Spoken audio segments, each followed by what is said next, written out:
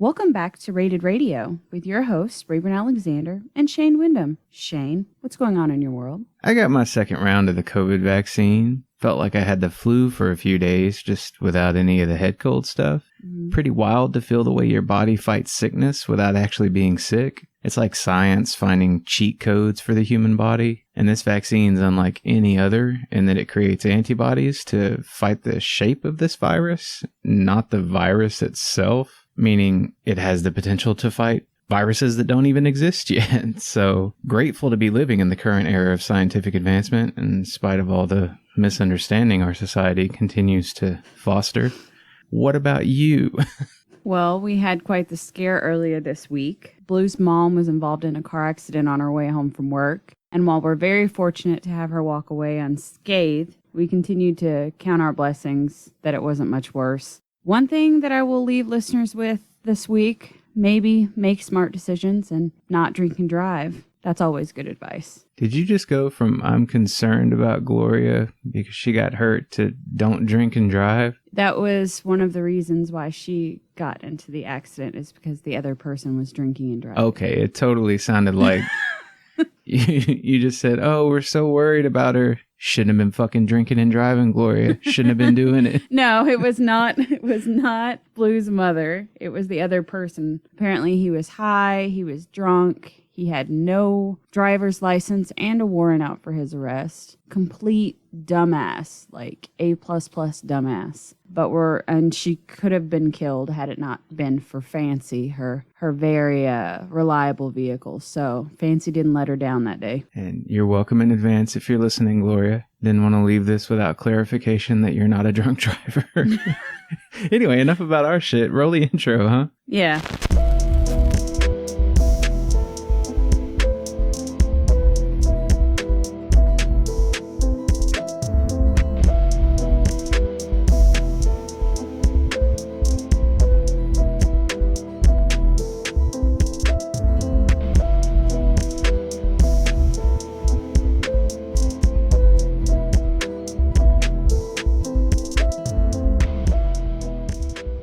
Dirky. So, what's going on this week? I love the... What did you do? I gave you a chance to pick a list. I got to choose. For fairness' sake, and what did you do? Well, since Shane already said I got to choose the list this week, and since it may be my only opportunity to let my Disney freak flag fly, we're doing top 10 Disney songs. I chose to flip the switch a little and give the listeners you guessed it, a double list. So, Shane, you can maim me later, but you will not take this away from me this week. I'm saying nothing. I'm going to get through this. I actually had fun with this, so it's cool. I'm surprised. I complain, but I did have fun with it. Thank you for letting me pick my tracks first, not the other way around like it normally is. Yeah, I'm surprised that we only had one that was a duplicate. I was kind of proud of us for that. So I had already pretty much had my list when you sent me yours. So I only had to get rid of one on my list. And I'll say when you list yours which one we had in common. But why don't you get us started for this week? Why don't you, since you have a double list? Okay, that's fine. Number 1, The Bear Necessities by Phil Harris from The Jungle Book. This song represents a fun, bouncy, and older style of Disney that has always stuck with me over the years. And my second number 1 pick is Thomas O'Malley, again by Phil Harris from the Aristocats. Another wonderful contribution from Phil Harris. He knocks it out of the park again, giving us the story of Mr. Thomas O'Malley. By the way, these are going to be in the years that they occurred, so we started with the old school. Well, okay. Mine started out that way. I don't know that they ended up completely that way. Nonetheless, my first pick is The Last Unicorn from the Last Unicorn soundtrack.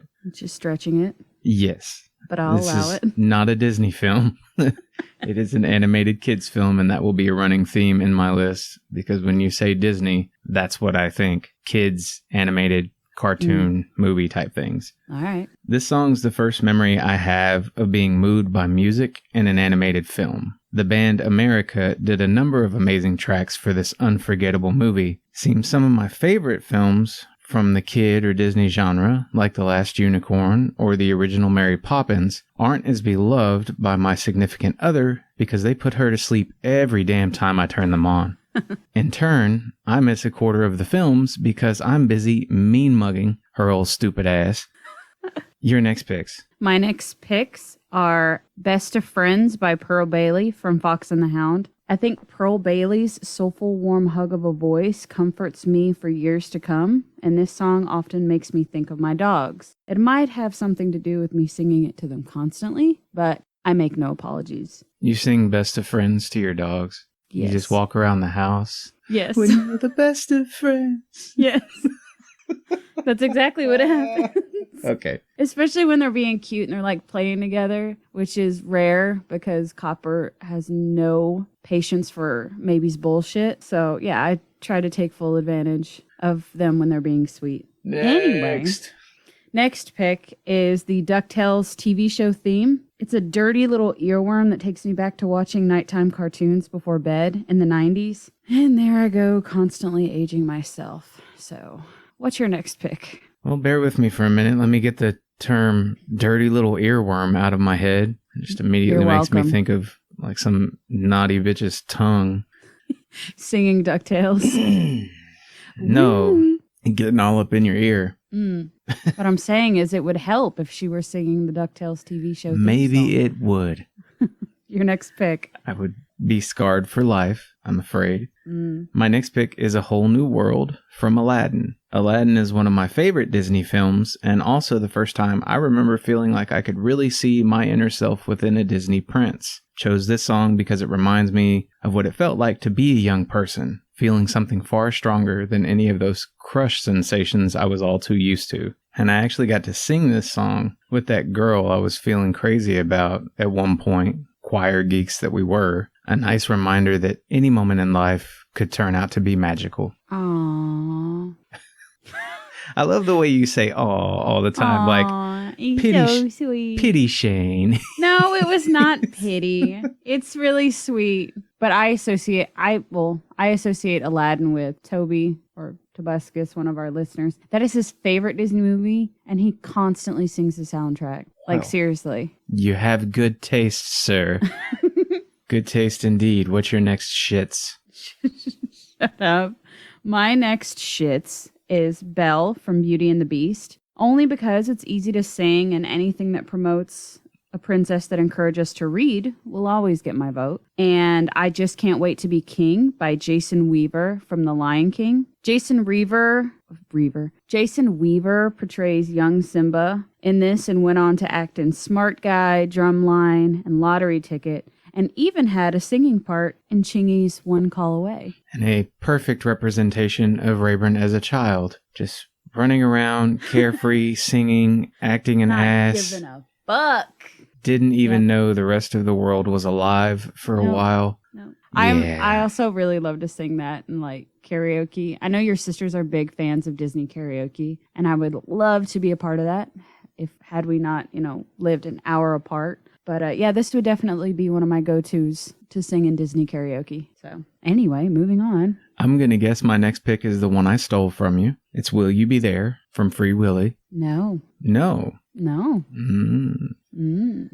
Interesting. I'm going to spoil my list a little bit and say I didn't pick any live actions. Anyway, continue with your reasoning. I watched this film recently with my son. Have to say, in spite of all the heavy watching that was done in my younger years because of certain family members who won't be named. I have no idea who you're mentioning, but continue. There's more going on here than I remember. It feels like a Disney film, even though it isn't. MJ pulled no punches with this masterpiece of a song. If you want to hear the musical spirit of a 90s kids world in a single track, give this one a listen. Probably going to make you feel better about life. Did your son like it? He did.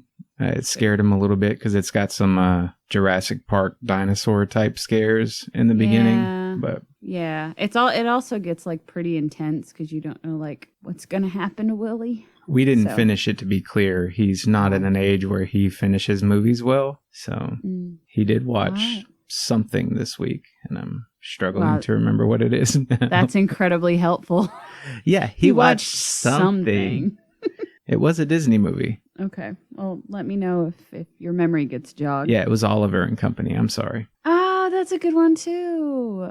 Yeah. I'm finding out that in these past couple weeks, my dog really, really loves watching movies, and I'm not going to say that we watch movies just because she wants to watch them or she likes them, but we did watch Ferdinand the Bull this week or last week, and it's her favorite movie next to the Aristocats.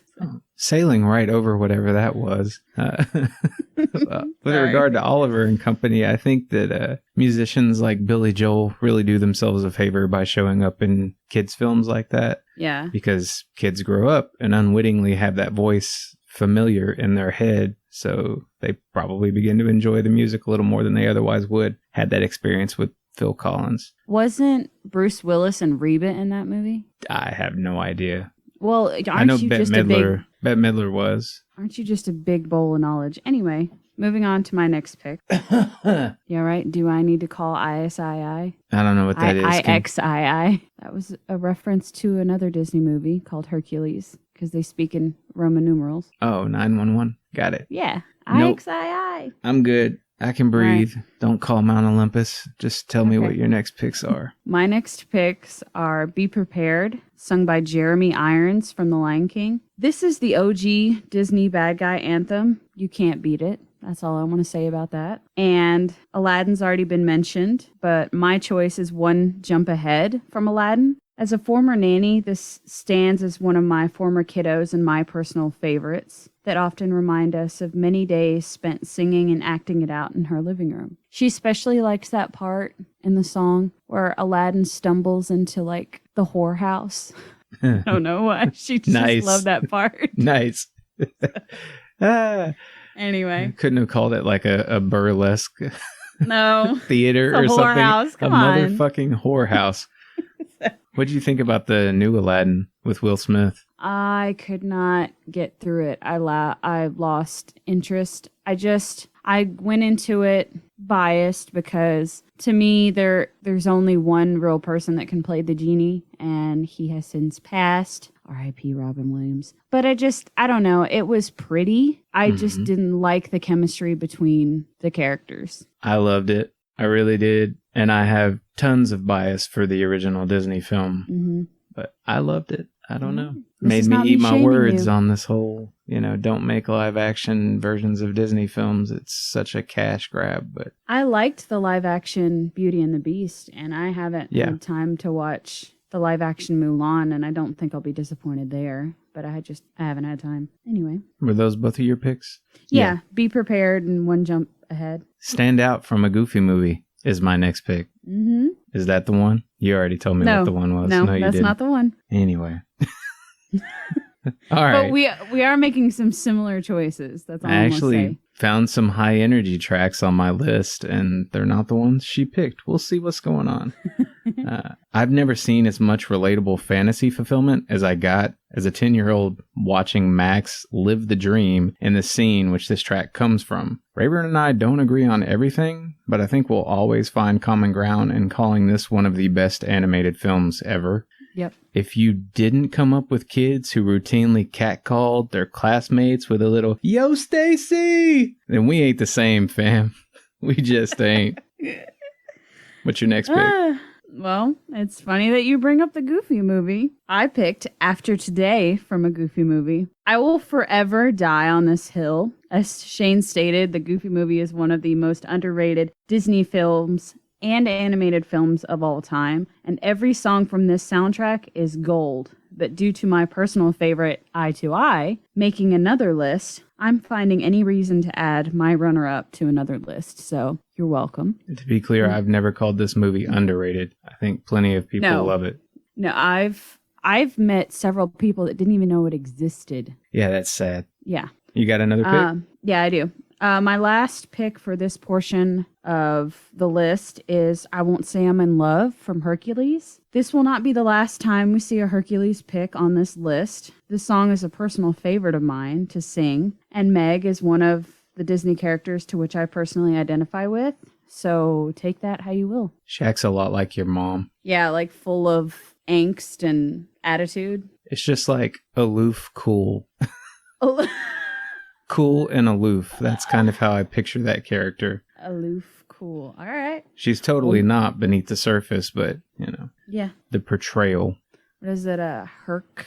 It's been a real slice. That's like one of the best movies. That's Yeah. also another underrated movie in my I need to rewatch it. I feel like I used to love it as a kid, and I don't feel as good about it as an adult, but I have not sat down with it in a very long time. So good.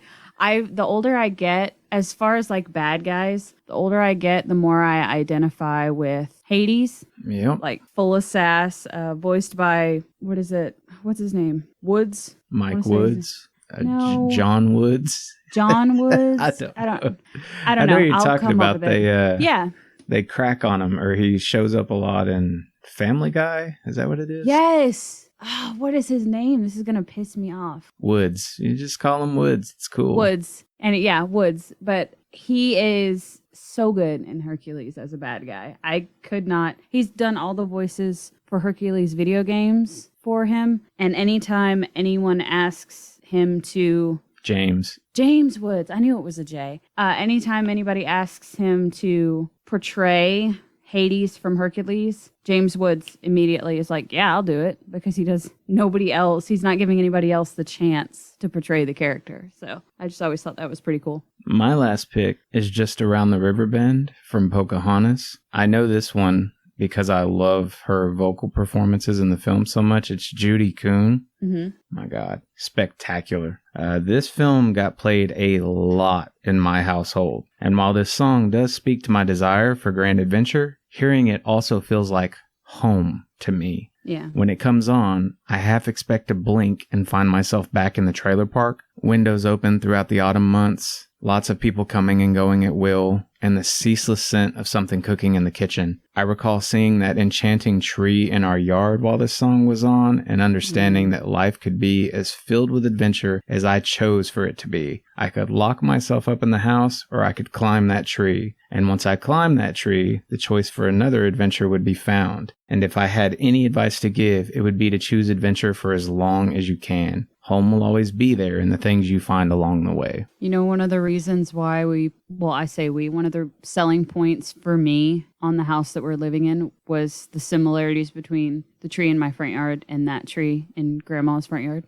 Yep, makes some sense. That and my front yard has the same grass that my mom and papa's front yard had in Pilot Point. You gotta have trees. I don't know. Yeah, it just reminded me of fond memories, and I'm like, yeah, I want my nieces and nephews to have memories that I had with greenery. I don't fucking know. Anyway, are we ready to move? Is there anything you plan on putting in your yard that you haven't yet done? Like in my front yard or my backyard? Like, do you plan on planting any other kind of tree or? I would love to, especially in the backyard, but I'm still trying to convince Blue that we need a pool, and he ain't having it in our backyard. So I don't want to plant any trees until we decide what we're going to put in the backyard, because it's like perfect for an underground pool, but I just cannot get him to agree to the maintenance of that. Yeah. So big cost and a lot of upkeep, but I'll fall on the side of a pool because I don't have to do any of the work. I just have to show up and get in the water. So we'll see, but that's one of the reasons why I want to have one. And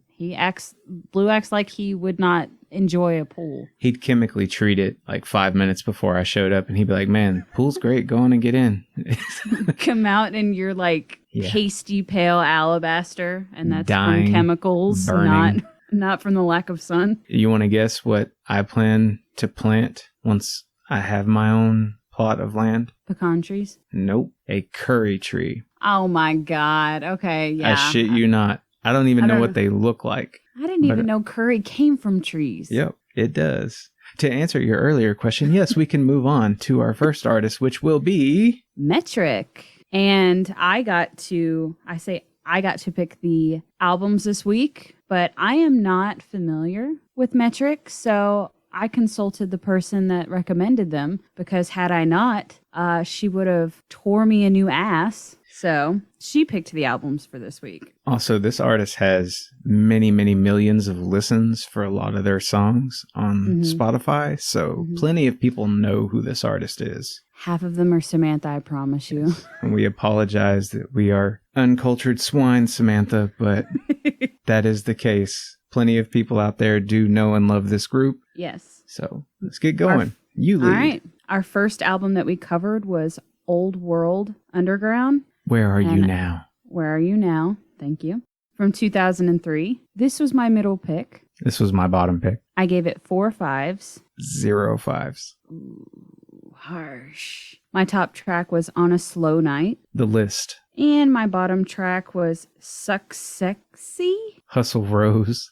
Hustle Rose repeats the same line like 8 times in a row before moving on. Yeah, I couldn't get past it. I'm pretty sure that one was one of my top bottom picks, but I picked Suck Sexy because I'm not a fan of the intro and the chorus. And you know me, if I don't get hooked by that intro and chorus, I'm usually checking out. Yep. Before we get too much further into this, I want to throw in there that this album was all 4s and 3s, primarily 4s. So it's not that I didn't like the music or enjoy it, because I did.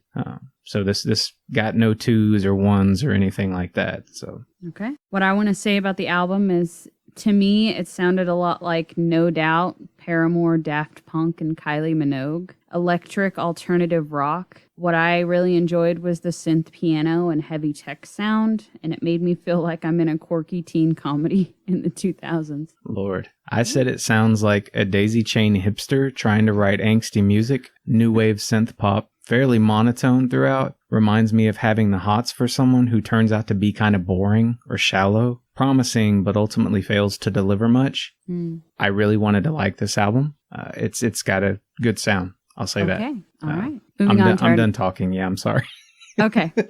Moving on to our next album. Our next album is Grow Up and Blow Away. This was my bottom album. Middle. I gave it 4 5s. 3 5s. My top track was Raw Sugar. Rock Me Now. My bottom track was Rock Me Now. Hardwire. All right. Rock Me Now reminds me of... Do you remember the movie Yes Man? Yeah. Do you remember Munchausen by Proxy? Zooey Deschanel's band in that movie? Nope. Well, it reminds me of a song that Munchausen by Proxy would do. So if you ever get the chance to look that up or put on mentions or whatever, Rock Me Now reminds me of that song. I will say the male vocalist matched with the female vocalist is very refreshing. It went in a stranger direction lyrically with this album, but I still enjoyed it. The vocalist reminds me of Zooey Deschanel a lot.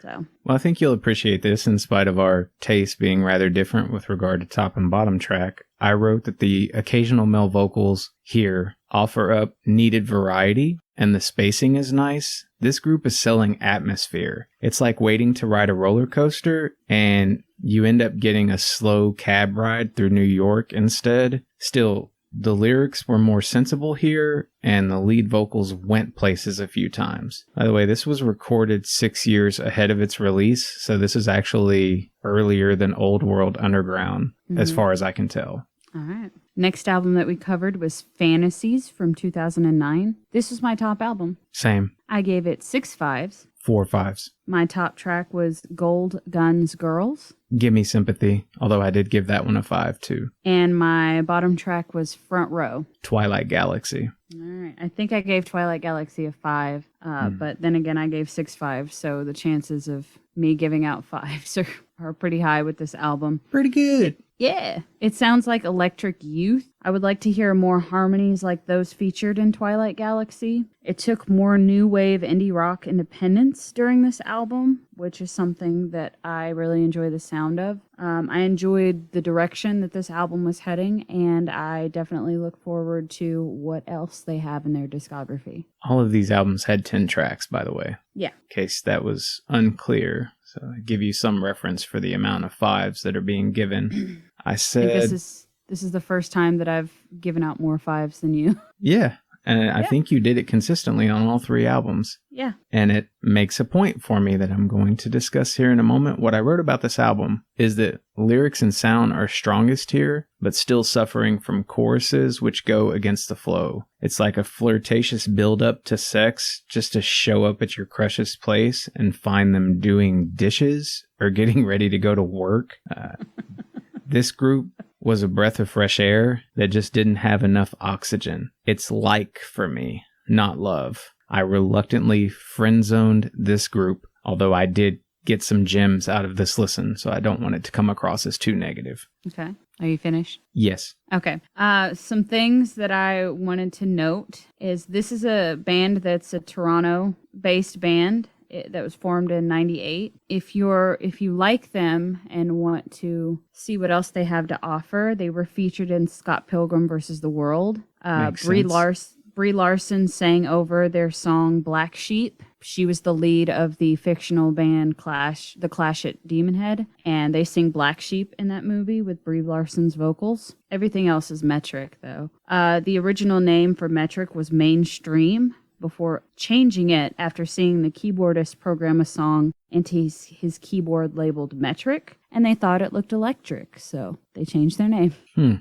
Yeah, just a couple little tidbits. I'm not captured by that group name, but Metric. Yes, but a positive better than note. Mainstream. What I thought about a lot of this was that it sounded like it belonged in Letterkenny, which makes perfect sense because they're Canadian, eh? Yeah, eh? So some notes that I have here. With regard to family friendliness, some material here is pretty edgy or explicit. I wouldn't have thought that, but there's definitely stuff there like hear you fucking through the wall sort of thing. Yeah. Tons of innuendos. And I think this group is the epitome of a greatest hits band. A greatest hits album is perfect for them. So far as I can tell, we haven't been through the entire disco. Mm-hmm. I really thought the drums were a highlight on occasion. They do outshine a lot of the other things going on with complexity. If you like this group, listen to a group called States, like the United States without the United. I'm rambling. Do you have something to say here? No, I'm good. I'm ready to move on. I've said all I wanted to say about Metric. Okay. Thank you, Samantha, for picking those albums for us. I appreciate you, even if Shane doesn't. No, I like I said, I did find stuff worth hearing in this listen. It just didn't knock my socks off. I love that Samantha tried to weasel her way in through the podcast. She's always trying to get me to either watch something new or listen to something new, and she saw the podcast as an opportunity to get me, and you got me, bitch.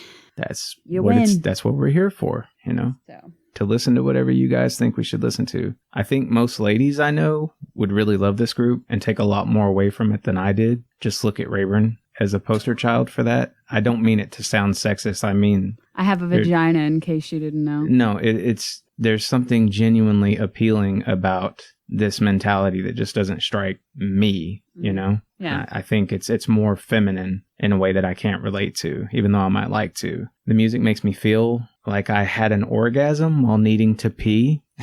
What the hell? Elaborate, please. You don't enjoy it as much. It's not as good as you're hoping it's going to be. God.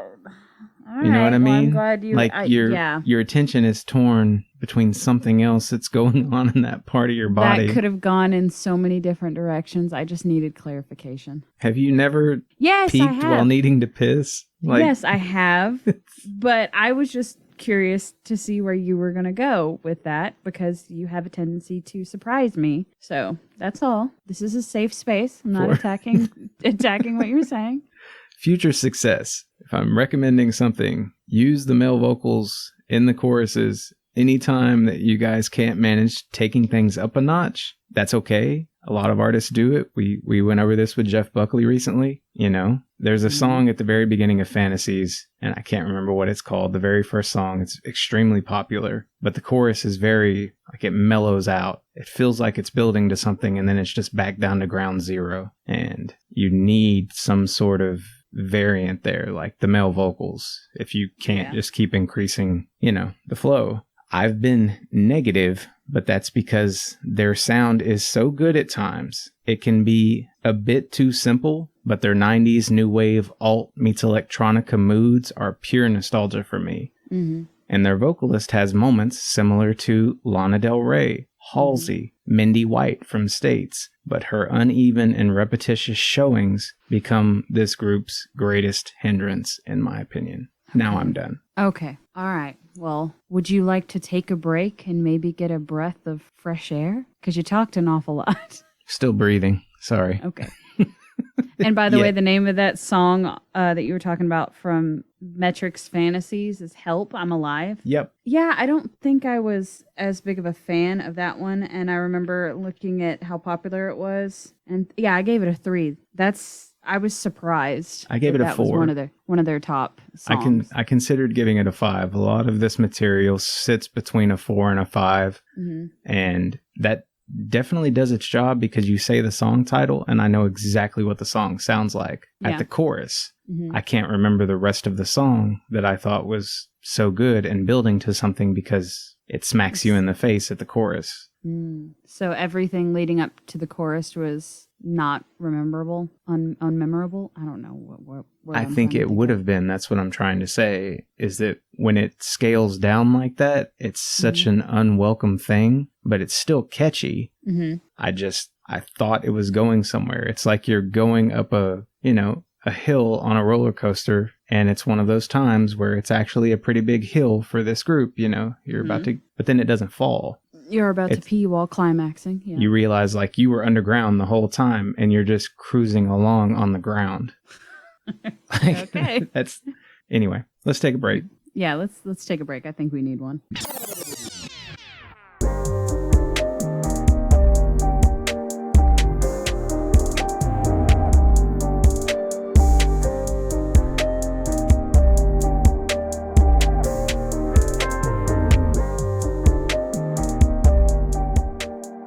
I'm going to let you go first with your song recommendations and plugs because I got a little something up my sleeve. Okay. Okay.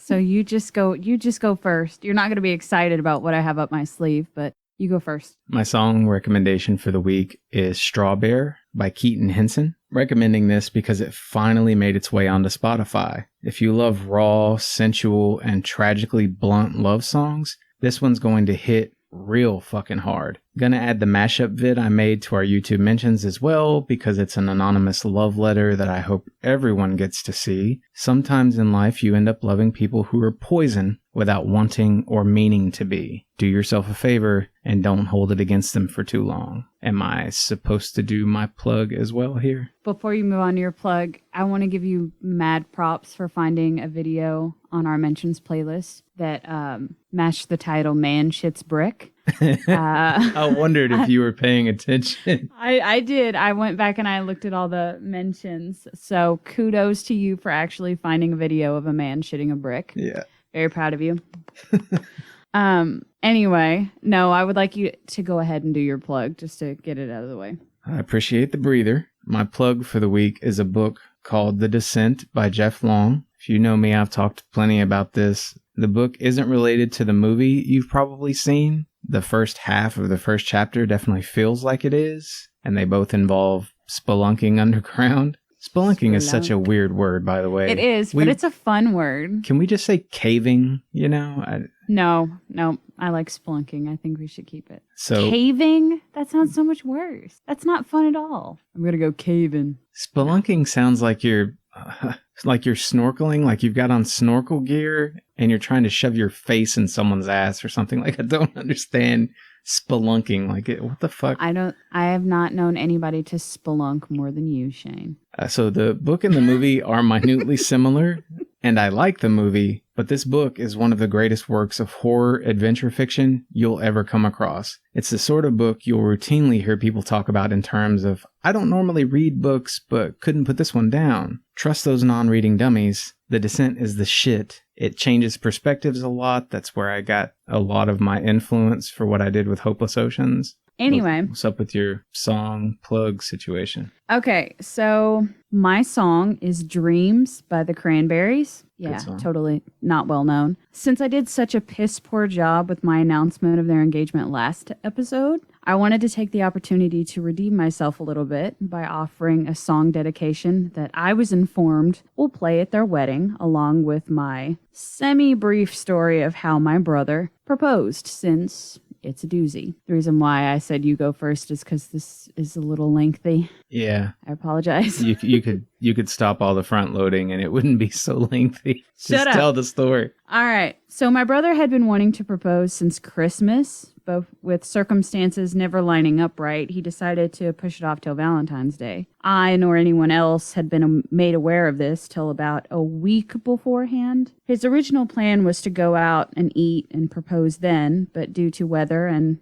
COVID guidelines, since that's still a thing, he nixed that idea. So plan B was to propose at my house, telling his now fiance we were going to visit and play games like we had many times in the past. And then asking questions directed at me as to why I was not married yet. And at that time, he would jokingly propose with a ring pop and then whip out the real thing. I, being rather, let's say, controlling, informed him that that was the dumbest fucking idea I had ever heard. By the way, why do y'all do this? What? Why do men have an idea that they think is clever and they try to tell somebody and it gets shit all over?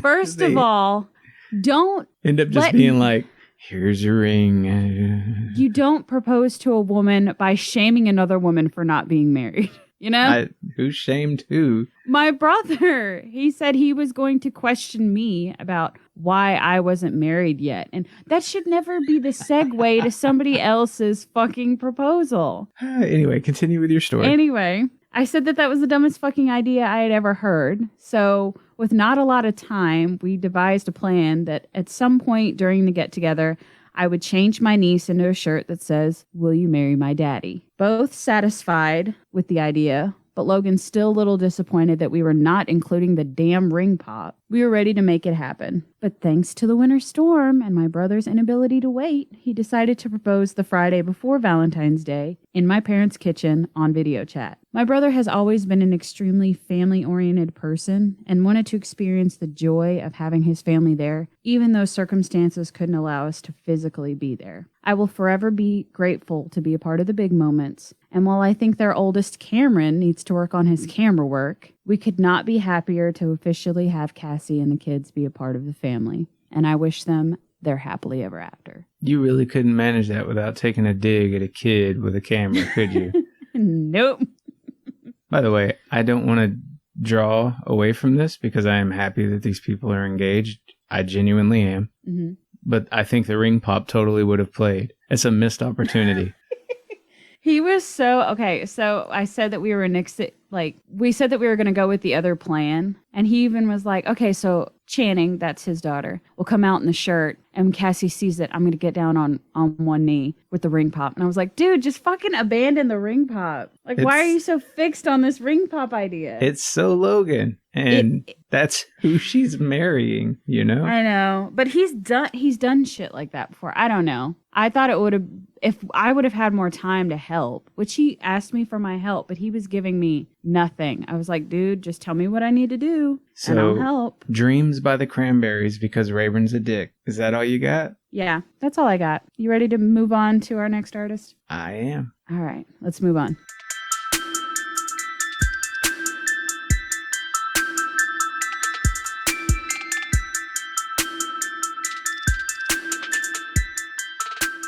It's raining here. It is? Yeah. I was going to ask you, can you hear the sound of Blue's computer in the background? I thought you were going to stop at blues. I was going to be like, no, I don't hear any blues. I do have It's Raining Outside going through my head. Oldie song. I don't remember if it's Four Tops or Temptations or somebody else. It's in that genre. Oh, darling, let me in. It's raining outside. Enlightening, Shane. Are you ready to move on to our next album? Next artist? See. Well, the answer should be obvious because I'm off in Motown land, and we're supposed to be talking about Alan Jackson. Yes. I was in a custody battle with Blue and his sister this week, which was fun. So he did not... I tried to consult Blue if he would pick the albums, and his exact words was, I don't know fuck all about Alan Jackson. I just know that I like his music. Yep. That sounds like Blue. I picked the top albums from Alan Jackson just so that Alan Jackson would have a leg to stand on when it came to Samantha's picks for metric. So, yeah. Well, let's get it over with. All right. You want to take the reins on this one? Sure. All right. Sound excited about it. Oh, I'm totally excited about it. First album, which again, these all have 10 tracks on them. Mm-hmm. First album is Here in the Real World from 1990. This was my top album. This was my bottom album. I gave it 8 5s. I gave it 1 5. My top track was Wanted. My top track was Here in the Real World. I liked the message. Bottom track, She Don't Get the Blues. Bottom track, Dog River Blues. I think I may have given that one a 5. Would not surprise me. Anything you want to say about this album? Yeah, it's a little too cliche in places, but it's also catchy as hell and heartfelt in most places. There are no losers here, but this won't appeal to people who dislike common country. Jackson was heavily involved in the writing, and his skill with hooks is undeniable. What about you? I said this album was consistently honky-tonk. Jackson proves to be a skilled songwriter, but it gave me a taste, and I'm wanting to see what else he has to offer. I just think he was missing something that made this album higher in my ranking. Don't give her a taste, man. Come on, Alan. Give her the whole banana popsicle. That's what she wants.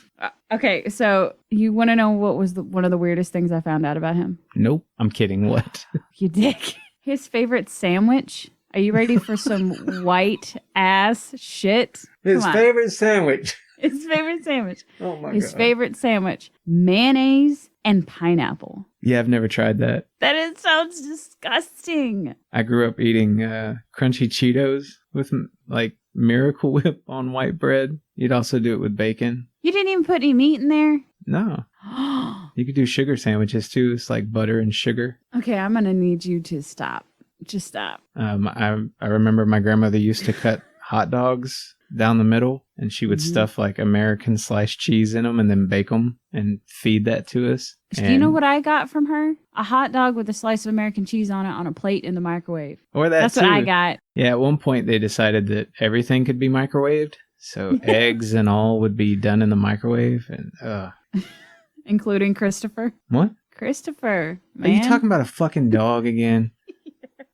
Oh my God. Okay, yes. So I was a little PETA kid. is gonna come out. I have no memory of this whatsoever. I was a stupid little broke, poor ass kid who put a puppy in the microwave for a few seconds before they caught me. And when they asked me why, I said it was because I wanted a hot dog.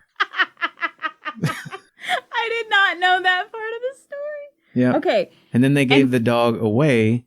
He was fine. Yes, the dog was fine. He never grew, correct? Correct. They gave him away to Pizza Hut pizza guy who was routinely coming around our house. They knew him and liked him a lot, from what I understand. Yeah, Christopher was a normal dog. There was nothing wrong with Christopher. Shane just might have stunted his growth. He was a beautiful puppy. If we want to harp on something, let's harp on the fact that they gave the dog away. Yeah. That happened a lot. I don't understand. Well, let's hope they're listening and they feel some sort of shame. I'm sorry. You said microwave, and all I can think about is, look, Grandma, Christopher's in the microwave. Because how many times have I heard that story? I do not even know. Anyway. I ain't never said, look, Grandma, Christopher's in the microwave. That's what they said you said. I was too young. I've never heard the story told that way, but stories have a tendency to evolve over time, so. Yeah, I had no idea about the hot dog. I'm going to have to add that too, because I usually listen to my parents telling the story. I'm going to have to add that to their story, since that is accurate. Anyway. Our second album by Alan Jackson was called Don't Rock the Jukebox. It's from 1991. This was my bottom album. This was my middle album. I gave it 7 5s. 2 5s. Top track was Someday. Top track was From a Distance. Bottom track was That's All I Need to Know. Bottom track was Walkin' the Floor Over Me. Stupid ass title. This album is the epitome of a two-step. It takes 2 steps forward with melody and instrumental solo work, but gets 1 step back in the form of a few odd choruses. I love the way his melodies aren't afraid to dance all over that walking bass. It's easy to see why he's a superstar, but like most annual 10-track discs, this suffers from filler. I said he does well with the 2 extremes of country, sad ballads or honky-tonk dance music. He's more consistent during this album, but his production value also increased. It still was lacking something. Okay. That's it. Yeah, well, I guess it's time to move on to the next album then. Yeah. Just making sure there are no other, inflammatory stories you're needing to tell. Or... Third album was called A Lot About Livin' and A Little About Love. It's from 1992, and it was my middle pick. This is my top album. I gave it 8 5s. I gave it 3 5s. Top track was Tonight I Climbed the Wall. My top track was Chattahoochee, and a runner-up was If It Ain't One Thing. Bottom track was I Don't Need the Booze to Get a Buzz On. My bottom track was Up to My Ears. This was more of a party album. Focus was a little off on this album, but fun. The ballads are still his strong suit, but he's showing his strengths in the fun tracks. I said the pacing and consistency of this one feels more like a George Strait album, for better and worse. The filler's stronger, but certain fives don't hit as hard as the previous albums. And when the pace slows, it really slows. Still a great effort, though, if you enjoy 90s country. Do you have anything you'd like to say about Alan Jackson? I do. I have notes. So other than the pineapple mayonnaise sandwiches, I found out Glenn Campbell helped launch his music career. Glenn Campbell? Wiggle. Yeah. Southern Nights, Glenn Campbell. Yes. Yeah. Okay. Just for clarification. Yeah, he helped launch his musical career. His mother's maiden name is music. And I think that was a missed opportunity there. Well, he used it in the lyrics of a song. He uses it in Home. He could have, which is his favorite song he's ever written, by the way. I'm just saying he could have used it in like a name or something. He could have gone by Alan Music. I don't fucking know. Music with a K. That example of Home, by the way, speaks to how good a lot of this music is, because Home was not chosen as one of my top tracks, even though it is so fucking good. The same could be said of Midnight in Montgomery. Everybody knows I've loved that song forever. Didn't pick it as a top track. So anyway, continue. He can wiggle his ears and had a pet squirrel monkey when he was a kid. Where the fuck do you find this shit? I have my ways. That's all you need to know. He's a Jack Daniels man. He uses it to write his real sad songs. And speaking of sad songs, it is his favorite type of songs to write, are the sappy ones. And he has acting credits before becoming famous on Matlock. So yeah, I feel like I've seen him in something as well. There you go. But that's it.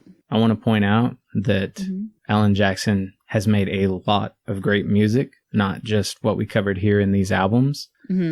His music makes me feel like I'm drinking Coors Light. I don't know. Couldn't explain. Not Keystone, baby! Woo! Woo! A fucking Idaho hillbilly, man, showing up in my shit. I didn't know about him. They have a whole Keystone room, Shane. In case you didn't know, the Banter Bar launched its first YouTube video on episode, which is me and my brother-in-law drinking beers, rating them and answering random questions, and we have a surprise guest on the show, and holy hell did he show out. I wrote that this artist is popular because his sound is reliable. While I want to knock the predictability in his music, he's crafted some of my favorite country songs, and is one of the few country artists whose fun music I thoroughly enjoy. This isn't life-changing, but it's good. I was sarcastically sounding as though I wasn't interested in covering this artist. My problem is we've covered a lot of country artists so far, and they've all been the super reliable artists that you would expect, and they don't disappoint. I was a little more tired of some of this music than I realized, but Alan Jackson's fucking great. Yeah, no, I enjoyed this whole week. I was familiar a little with both artists, and I roll my eyes at every time Blue wants to listen to Chattahoochee. Also, I will say Tall Tall Trees is a good one, and Remember When is very good, but I roll my eyes every time he plays Chattahoochee, but I secretly love that song. Yeah. And I'm hoping that he doesn't listen to this episode because I don't want him to know that. Because he'll play it more. Yeah. So I've really grown to love it, and it reminds me of those times spent on the river with his side of the family. And those are good-ass times, so yeah. I have a fondness in my heart for Alan Jackson and a new appreciation for Metric, so... We could cover another round of this dude's music, and it would pretty much go the same way. Ultimately what? I cut you off. I'm sorry. Oh, there's a delay here. We're still recording at a distance for people who don't know. Surprise. Until Shane's daughter makes her grand debut, we're gonna stay apart. Anyway, I was gonna ask you, so I assume Alan Jackson? Jackson definitely won this week. Yes, ma'am. Okay. It was 7 5s to 23 5s, I believe. Holy hell. Well, we are Yes. going to differ this week because Metric took it from me, Well. and that's all right. Yeah, it is. They were not irredeemable. Yeah, Metric was... There's something there that I want to really love. I think I couldn't get past how much they sounded. The vocals reminded me of States, which States is Mindy White, who was originally part of Lydia, which is a band that I really love. And it's also some members of Copeland, which obviously is a band that I really love. And it really kicked you back to like, 90s alternative, but it also had new wave vibes and there was electronica. Yeah. There was so much about the music that I should have absolutely loved. But parts of her lyrics and vocals just didn't do it. They do have other albums. Maybe they just haven't touched on what you would like, hit on what you really like about them yet. So yeah, there's always room for opportunity there. It was worlds removed from a bad listening experience. It was nothing like that. I don't mean to give that impression. Hang on. Good God. Oh my God, I hear that now. Yeah, it's coming down. I drove at night while I was all fucked up feeling. You ever had like a serious cold or the flu or something and you can't really turn your head without feeling like you're gonna fall down or like you're hallucinating or something? Mm-hmm. Yeah, I drove like that in a monsoon across a lake in the pitch black. What the hell, heavy man? rain, low visibility. Yeah, I had to get home. Okay. Yeah. What are you going to do? So we're split this week. Yes, we are. Again, nothing wrong with that. Nope. I was brought up on Alan Jackson. Love his music. I would be more than willing to listen to more Metric. Well, I think that is something good that we can take away from this week. Anyway, what do you say we move on to the second half of our Disney list? Disney. Yay! Okay, I'll go first because I, again, have a double list. My number 6 picks is The Gospel Truth from Hercules. Now, I wasn't lying when I said we would hear from the Hercules soundtrack again. This song makes my list because of the soulful and catchy group of ladies that sing it. And in case you haven't figured it out, this is one of my favorite Disney movies. And again, I make no apologies. My next pick is I'll Make a Man Out of You. You didn't even like wait for something to be said. It was just like, it's not coming. He's not going to say anything. And if you were going to, I wanted to cut you off as soon as possible. I'll Make a Man Out of You by Donny Osmond from the Mulan soundtrack. This movie is finally getting the recognition it deserves after many years of neglect. This song makes my list because of the inspiration behind it. If you want to ignore what some would say slightly sexist undertones, it's still a good jam. I have an admission to make. I remember really liking Mulan. Mm-hmm. I feel like I saw it a bunch of times. I have not watched it as an adult, and I have trouble remembering pretty much anything about the film. I know there's a little dragon character. I think it's Eddie Murphy, isn't it? Yes. Not lizard. I don't do that tongue thing. Yes. Yeah. Anyway, and she joins the army secretly, pretending to be a guy because women can't fight. Yeah, I just don't... She goes because they have to have a representative from her family, and it was going to be her dad, but her dad is in no condition to fight in the war, so she sneaks out and joins on her family's behalf as a representative so that her dad doesn't have to go to war. Is there a Disney movie you couldn't get into? Okay, I'll take that as a no. I can't think off the top of my head. I've seen a lot. I can tell you one movie that didn't make my list is Tangled. That doesn't mean that I don't enjoy it. It just didn't make my list as far as songs. I don't know. My 6th pick is Someday, just like the Alan Jackson song, but not the same song. This is from the Hunchback of Notre Dame. I remember this song blasting into my world like a message of hope. Just as I was beginning to view the world more cynically than I'd been raised to, I'd started taking my eyes off of the beautiful and expansive minds and art surrounding me in favor of seeing the overwhelming amount of injustice and suffering in the world. Sounds hyperbolic to say that this one track acted as a silver lining, but that's because most of us have forgotten what it was like to be young and inexperienced in the ways of the world. This song grounded me, just as this movie made me a better person for having considered its message. I still worry that those around me feel like Quasimodo at times, and like to think that's why I sometimes make for a great friend. Sometimes. Sometimes. Emphasis on sometimes. I hate Lord Frollo. Yeah. I had that movie growing up. and it wasn't one of my favorites. But I remember thinking, God, Lord Frollo is such a creep. He was totally irredeemable. Yeah. And I like that they wrote a character like that. There was no... Like, oh, he's funny, or, oh, I can see how... Yep. Yeah, he was terrible. Balls to the wall. He's him. bad guy. Yeah. What's next? Next in my list is You'll Be in My Heart by Phil Collins from Tarzan. When they asked Phil Collins to create the Tarzan soundtrack, they had no idea how hard he would go at it. And chances are, if I have babysat any of your children, this was sung to them at least once. I'm pausing for notes. Is that the story? Yeah, that's it. Do you really want me to get into all the children that I've taken care of? No, I don't. Thank you. Not mine as of yet. So as of yet, no. We haven't been fortunate to have me babysit him yet. So anyway, maybe I'll be babysitting 2 pretty soon. I don't know that I want to let you watch my kids. Fuck you. Running around the house singing Best of Friends to your dogs. Your son loves me and you know it. I'm just giving you shit, Rayburn. You know this. I know I'm the best aunt. I hope you know it anyway. Okay, see, this is why people can't say nice things or give you compliments. It's because you take that inch and you run a mile with it. Because like you go. No one ever gives me inches, man. No one gives me the inches. You can't just be a good aunt or a good friend or a good babysitter or something like that. I'm the best. Yeah, I have to be the best. She just can't wait to be king, y'all. No, I cannot. No one's saying do this. No one's saying be there. No one's saying stop that. Okay. Next. Hawaiian roller coaster ride from Lilo and Stitch. I like it. Plain and simple. Good for a tropical vacation. Moving on.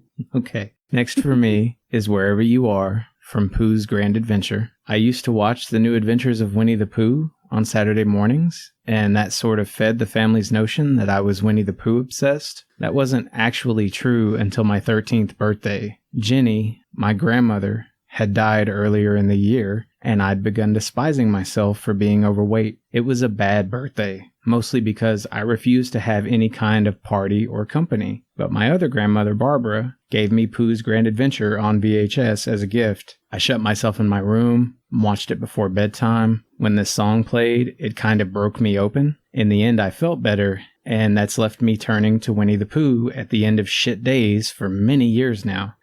Did I mention Tupac was shot that same night? Really? Yeah, not relevant to the story, just an interesting aside. Also, Eazy-E would have been 33 that day if he was still alive. Terrible, terrible time for you. Yeah. Awful. Well, I never knew that was the story really behind your love for Winnie the Pooh. Yeah, things had gotten really heavy and I wasn't... I had gotten really heavy, literally. But yeah, I actually remember when I left Idaho, when I was coming back to Texas after living with her for the summer, pretty much. Mm-hmm. That last time, we were driving to the bus station or the airport or something, and I remember there was forest fires happening around us, and people were having a conversation that I don't think I was meant to hear. Talking about, we worry about his weight. If he doesn't, make changes, he could die of a heart attack or something before, he's 30 or whatever people say. Yeah. And I don't know. I just remember thinking I'm bigger consistently and grandma would be worried about me, but now she's dead. And I'm taking this to a place it doesn't need to go. I watch Pooh to feel... Make yourself feel better. Better. Yeah. All right. No hate coming from over here. I love Winnie the Pooh too. Pure escapism. Next on my list is Almost There from Princess and the Frog. Now, I stated already that I related most to Meg from Hercules as a Disney character, but when it comes to Disney princesses, Tiana takes the beignet. Her drive for always wanting to do better, along with the dynamic that she has with her father, hits close to home. And this song is another personal favorite. Man, my wife knocked beignets recently. Really? Yep. Has she had one? Yep. She talked about, because we've watched Chef, the film, with John Favreau a bunch, and she finally shared a story about finally getting the real deal beignets, and they just reminded her of sopapillas. Yeah, they're really close to sopapillas, and I know your wife really likes those, right? Yeah. Yep. It was like it's covered in powdered sugar. She's like, You can put honey on them too. We can go to Poncho's right now and fill them with honey, and this would be a better experience. I really want to have beignets the Café du Monde in New Orleans. Samantha and Toby got to go there and it's a long ass wait, but they got to go have the authentic, famous beignets from Café du Monde. And I really would love to go try it, but Blue thinks Louisiana is yes, please. Rough. Please. Rough. What does Blue think of Louisiana? Rough. Out with it. So I already said it. I said it. I don't know. Anyway, my next pick for my 8th pick is Immortals by Fall Out Boy from Big Hero 6. I had the pleasure of seeing this song performed live with Shane's wife on a night that I won't soon forget. But to hear that story, you'll have to go back and listen to episode 15. Thank you. You're welcome. Pretty sure you could also hear that story on another episode where we talked about best concert experiences or something. So no third entry, just a reference. Mm-hmm. Is it my turn? Yeah, it's your turn. Well, next up for me is All I Ever Wanted from The Prince of Egypt. Another not Disney film. It definitely feels like it is. I'm not sure if it's my love of Egyptian lore or my tendency to pick up on the passion of religious projects, but so many things about this outing are undeniably phenomenal. Chose this song because it's my favorite part of the film, as someone who knows only too well what it's like to face existential epiphanies. Life is filled with difficult decisions. You may even find yourself facing down the same difficult decisions day after day about what kind of life you lead and what kind of person you want to be. Anyone who tells you the choices come easy is a fucking psychopath. That is such a good movie. Like the soundtrack is so good. And this is coming from someone that isn't real religious anymore. It's so good. I want to see it in theaters really bad. I want to feel. You can rent out theaters now, man. The bass in my chest, from the soundtrack. Just yeah. Yes. Yeah. Moving on to my what's next pick. For you? Hey, Raven. Is it what's next on my list? Maybe you should go ahead and talk. Moving on to my next pick. It's Touch the Sky from Brave. This touches on my Scottish and Irish roots and gives me another reason to want to book my trip to Ireland that much quicker. That's it. And second for my 9th pick is We Know the Way, written by Lin-Manuel Miranda from Moana. Here recently, anything Lin-Manuel Miranda touches turns to gold, and the Moana soundtrack is no exception. This track is inspirational without expecting it to be, and another personal favorite. Man, I'm sorry. I'm having trouble thinking because it sounds like the brain is about to straight come through the wall here. But speaking of Moana, I need to rewatch the film. I found a song called Glow. I want to say it's by L. Henderson or something like that. Whoa. And I feel like I found it in one of those types of films, but I can't find anything about it being on a movie soundtrack. So maybe I dreamed like this shit. Flower, Gleam, and Glow? Nope. Because that's from Tangled. Yeah. I'm going to have to think about that a little Something bit. for us to come back to. Yeah. Next What's for your me next pick? is Part of Your World from The Little Mermaid. You'll probably remember me arguing that there was only ever one mermaid in my life. And I stand by that, but this pick belongs to a different sort of creature altogether. Not an empty myth, but a land dweller who's often imagined herself in Ariel's waterlogged shoes. I actually remember seeing video of her reenacting this scene on some wave-laden rocks at Lake Ray Roberts, mere feet away from where I used to go cliff diving at the time. We were magnets who successfully fought the tremendous pull of each other, but I still feel her attraction, threatening to destroy me or make us one. And I appreciate it, the reminder that is, that life will never not have a plethora of coulds to contend with. Better get used to it, kiddos. All right. By the way, that was our repeat. Really? Mm-hmm. Little Mermaid? Yeah, why do you guys say it like that, man? I don't know. Just doesn't seem very you. Daddy, I love him. No. Okay. No. I appreciate, you ever meet someone and you feel like, what would my life be like if I had wound up with that person? Or I think normal people think about these things, right? Yeah. I've thought, yeah. I appreciate consideration of those what ifs. It's not that I'm hoping my life turns into those what ifs. So if it ever comes across that way, I'm sorry. That's not my perspective. Okay, you're talking about that. In here, I thought you were talking about why I chose Part of Your World. No, I totally get why you did. My next and final picks are Shiny by Jermaine Clement from Moana. To prove what I stated earlier about Lin-Manuel Miranda, here's another song from that Bitchin' soundtrack. That's right, I said bitchin'. This time, Jermaine Clement takes his turn at the mic. You may know Clement from Flight of the Conchords or my personal favorite, What We Do in the Shadows. And for those of you that don't, he has some serious musical talent. This track is funky and a fun bad guy song, and yet another favorite to sing when I'm wanting to be extra annoying. Bitchin'. I literally could play the Moana soundtrack on repeat. Just it's a good jam. That movie made me cry. It made me cry too. Was it the Grandma Stingray part? It was like 3 or 4 different parts of that film. I watched it at the wrong time where I was wanting to make a bunch of changes in my life. Mm-hmm. Yeah.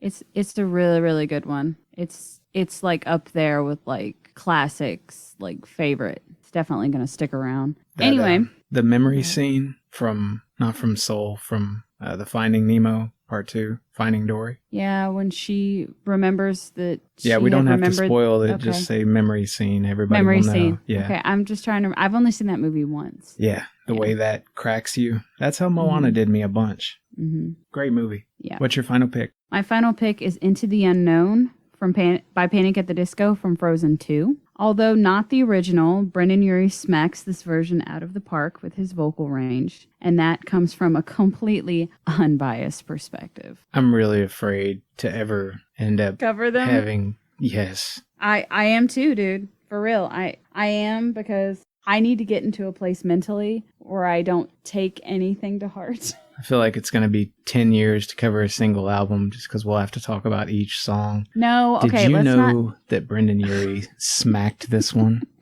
Maybe even harder than he smacked all the other tracks. Let's not be dramatic. I will probably, knowing me, not do any of their albums a perfect rating. There are plenty of their songs that I'm not a huge fan of, and I think they only have 5 or 6 albums now. Bitchin'. Yeah, bitchin'. Anyway, are you ready to pick the next artist for next week? Nope, because I have one more song to talk about. Yeah, but I don't care about your selection. This is me politely moving on. Well, but we're not doing that, because my last one is Love Will Find a Way from The Lion King 2. If you want to talk about underrated films, I think this is an underrated film. Too many people sleep on it. I mean, we're talking a flick which all but begs you to run around singing the phrase "in your panties," giggling like a preteen boy who just learned what areolas are.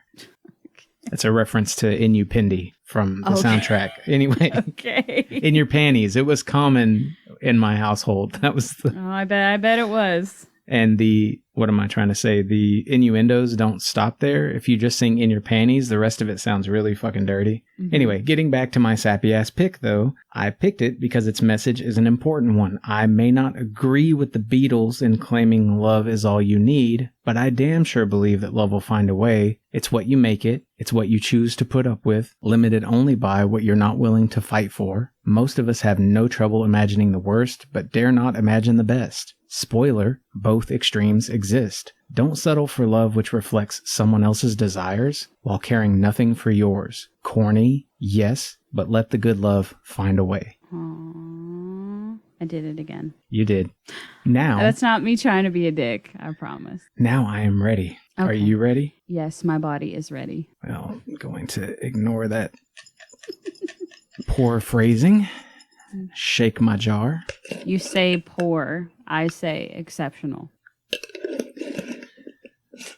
Okay. So the back of this says wife. Yay, wife. Oh, take a guess. Thanks, wife. Is it The Weeknd? Nope. Damn. It's Taylor Swift. Oh, that's not bad. Thanks, wife. I didn't say it was bad. I just thought you might be able to guess it. No. Right. She's been listening to a lot of The Weeknd, and haven't we all? To a lot of The Weeknd. And then to round off our season, we have Taylor Swift and...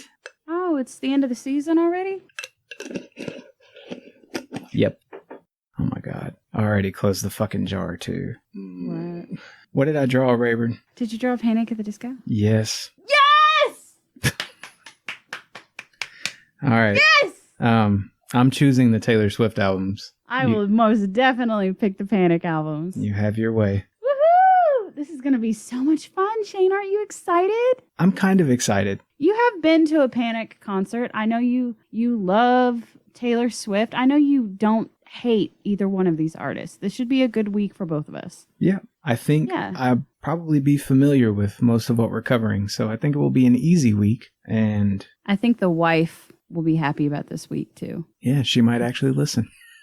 She might. People are busy.